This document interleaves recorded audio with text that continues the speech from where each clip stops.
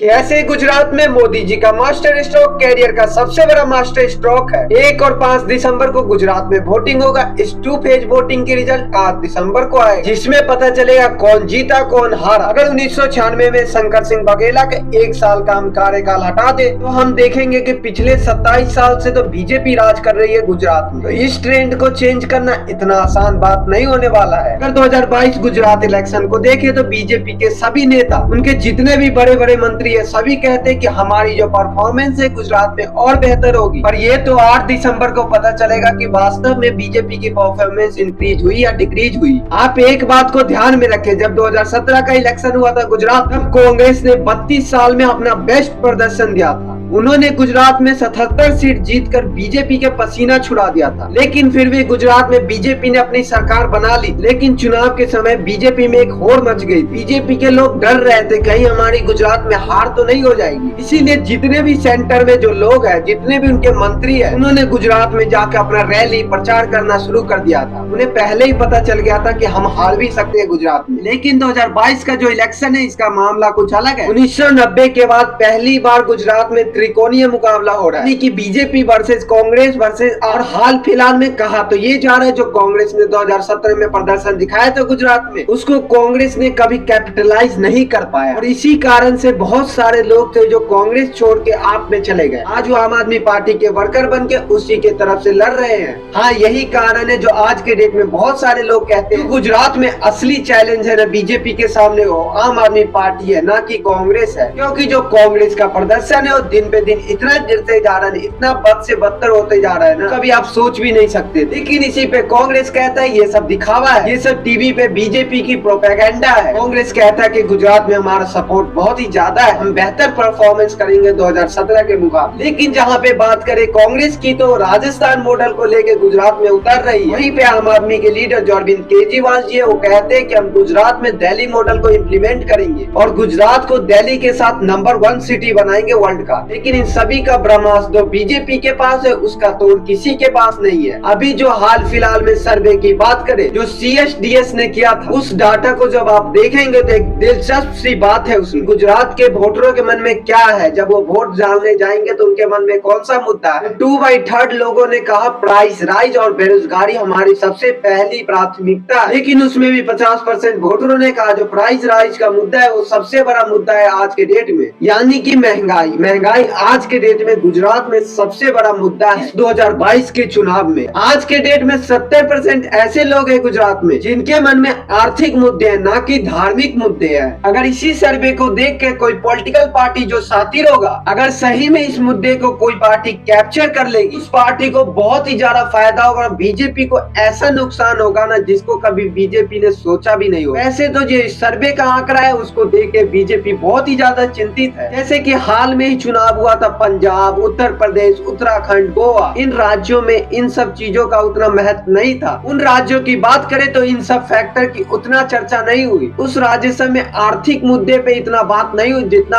आज के डेट में गुजरात में हो रही है। साथ ही गुजरात में आज के डेट में परिवर्तन की भावना ज्यादा दिखने लगी है। लेकिन गुजरात में यही सिर्फ इशू नहीं है, इसके अलावा भी कुछ और इशू है। जैसे कि एक एनिमल का डिजीज, कि एक गाय की बीमारी थी लंपी डिजीज, से लाखों गायों की मौत हो गई। बीमारी की स्टार्ट गुजरात से ही हुई थी। इसके साथ साथ दूसरा बड़ा फैक्टर है कास्ट डिस्क्रिमिनेशन, तीसरा फैक्टर है ओबीसी स्टेटस। तो ये 3 जो अहम मुद्दे हैं, ये इस इलेक्शन में बहुत ही बड़ा अहम रोल निभाने वाला है। लेकिन ये सब होने के बाद भी अगर आज के डेट में भी 50% लोगों का ये मानना है कि इस इलेक्शन में भी हिंदुत्व का उतना ही महत्व रहने वाला है जितना पहले था। और यहाँ आते ही मोदी जी का मास्टर स्ट्रोक स्टार्ट हो जाता है कि लोगों की जो प्राथमिक चिंताएं होती है, बेरोजगारी, महंगाई, इन सब बातों से मन भटका देते हैं। लोगों के गौरव, अस्मिता और गुजरात मॉडल के नाम पे वोट लेना शुरू कर देते हैं। ऐसा पिछले कई इलेक्शन में हमें देखने को मिला है और आगे भी देखने को मिलेगा। हाँ, इसमें कांग्रेस की एक बड़ी नाकामी है गुजरात के अंदर कि कांग्रेस गुजरात में गुजरात मॉडल को कभी भी एक्सपोज नहीं कर पाया। अब तो मोदी जी के द्वारा ये भी कहा जाने लगा है, कोई दूसरे स्टेट में प्रचार में जाते हैं तो कहते हैं हम गुजरात मॉडल को रेप्लिकेट रेप्लिकेट करेंगे इस स्टेट में, इस स्टेट को भी गुजरात के साथ नंबर 1 सिटी बनाएंगे। पर ये सब चुनाव जीतने के लिए एक जुमला होता है, सच्चाई कितना है इस बात में ये सबको पता है। कहने के लिए एक बात होता है, जनता को फुसलाने के लिए। इसके साथ ही मोदी जी का 2 मास्टर स्ट्रोक, पहला है कि गुजरात में अर्बन पॉपुलेशन को बढ़ाना, जो कि बीजेपी का एक कोर वोटर बन गया आज के डेट में, और दूसरा गुजरात में अलग अलग कास्ट को हिंदू में अस्मिता दिलाना। इन सब बातों को तो छोड़िए, पिछले कुछ सालों में बीजेपी तो ये वादा कर रही है जो आज के डेट में जो मुसलमान है ना, वो भी हमारा गुजरात में साथ दे रहे हैं, क्योंकि 2019 के रिजल्ट से पता चलता है कैसे बीजेपी की लहर में पूरे गुजरात में कांग्रेस साफ हो गई। 26 में 26 सीट जीतकर बीजेपी ने एक अपना पर्चा लहरा दिया था गुजरात के अंदर, यानी कि बीजेपी ने कांग्रेस मुक्त गुजरात कर दिया था। लेकिन परंतु कहने से नहीं होगा, बीजेपी के पास जो चेहरा है ना, शायद वो आज के डेट में किसी भी पार्टी के पास नहीं है। बीजेपी के पास सीएम पद का चेहरा हो या ना हो, लेकिन उसके पास प्रधानमंत्री नरेंद्र मोदी जी के रूप में एक बड़ा चेहरा है। चलिए वो सबको छोड़िए, अगर हम बात करें आम आदमी पार्टी की गुजरात में, तो गुजरात में आम आदमी पार्टी पहली शॉट में कितना दम दिखा पाती है तो देखने वाली बात है। क्योंकि जब पंजाब का भी चुनाव हुआ था तो उसमें पहली बार में आम आदमी पार्टी उतनी खास सीट नहीं जीत पाई थी। हाँ, इस बार के पंजाब इलेक्शन में आम आदमी पार्टी ने जी जान लगा दिया था, और इसी का नतीजा देखने को मिला इस चुनाव के। आज के डेट में पंजाब में आम आदमी पार्टी पहली पसंद है लोगों की, और शायद यही कारण था कि पंजाब में आम आदमी सरकार बना पाई, क्योंकि पंजाब में आम आदमी पार्टी ने कई ऐसे लुभाने वाले वादे किए, जैसे कि उन्होंने 300 बिजली यूनिट का फ्री दिया, उन्होंने हर महिलाओं को 1000 पर महीने देने का वादा किया। ऐसे उन्होंने कई वादे किए जो लोगों को लुभा गई, और पंजाब में आम आदमी भारी बहुमत के साथ जीत गई। और इसी वादे को लेकर गुजरात में आम आदमी पार्टी गई। देखना होगा 8 दिसंबर क्या रिजल्ट होती है, क्या कुछ बदलाव परिवर्तन देखने को मिलेगा, फिर से वही चलेगा कि बीजेपी की सरकार बनेगी। और यही तक नहीं, आम आदमी पार्टी तो ये भी वादे कर रहे हैं जो दिल्ली में स्कूल है, हॉस्पिटल है, वैसे हम गुजरात में भी बनाएंगे। पर इन सब वादों को आम आदमी पार्टी कितना ग्राउंड लेवल पे पहुंचा पाती है, लोगों को कितना संदेश दे पाती है, वो तो 8 दिसंबर को पता चलेगा जब चुनाव का रिजल्ट आएगा। बहरहाल दोस्तों, इस वीडियो में इतना ही। अगर आपको कंटेंट पसंद आया तो वीडियो को लाइक करके चैनल को सब्सक्राइब करके बेल नोटिफिकेशन को ऑन करिए, ताकि आने वाली ऐसी इंफॉर्मेटिव वीडियो से आप रूबरू हो सके और आने वाली कोई भी ऐसी वीडियो से आप मिस ना हो सके। मिलते हैं फिर किसी ऐसे एक नई वीडियो के साथ, तब तक के लिए इस वीडियो में इतना ही।